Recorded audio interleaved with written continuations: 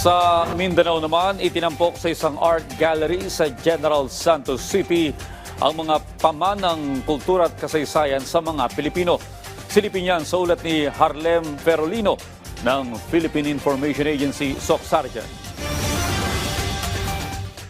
Hindi lamang sa mga museo at lumang gusali makikita ang kultura at pamana ng mga Pilipino, kundi maging sa sining at malikhaing espasyong nag-uugnay sa komunidad. Bilang pakikiisa sa pagdiriwang ng National Heritage Month, binuksan sa isang farm cafe sa General Santos City ang isang art gallery na layong panalimin ang pagpapahalaga ng publiko sa Filipino culture and arts. Suportado naman ito ng lokal na pamahalaan ng General Santos City, lalo't inisyatiba ito na nagsusulong ng local creative industry at turismo ng lungsod. Pinangunahan ang grand opening nito ni Miss Universe 2011 third runner-up at tubong Jensa na si Shamsi Supsup, kasama ang kanyang pamilya at iba pang art advocates.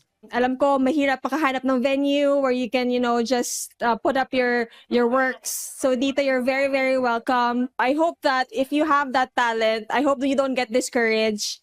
And I pray that many more people will really see and appreciate art and support art as it should be supported. It's very important to appreciate the artists, all kinds of artists, because walang kakulay-kulay at walang kabuhay-buhay ang Heritage Month pag walang sining. Tampok sa exhibit ang iba't ibang artworks mula sa local visual artists at mga kalahok ng art workshops na nagpapakita ng mga obrang hango sa estilo ng kauna-unahang national artist ng Pilipinas na si Fernando Amorsolo, na kilala sa kanyang paintings ng rural landscapes at pang-araw-araw na buhay ng mga Pilipino. Ngayon gusto ko ipagpatuloy to inspire the youth around and to use the farm as an inspiration sa art. Sa pamamagitan ng mga sining na ito at sama-samang pakikilahok ng komunidad, isinusulong ng pamahalaan at local advocates na patuloy na mabigyang buhay at maipasa ang ating mga pamanang sining bilang bahagi ng kulturang Pilipino.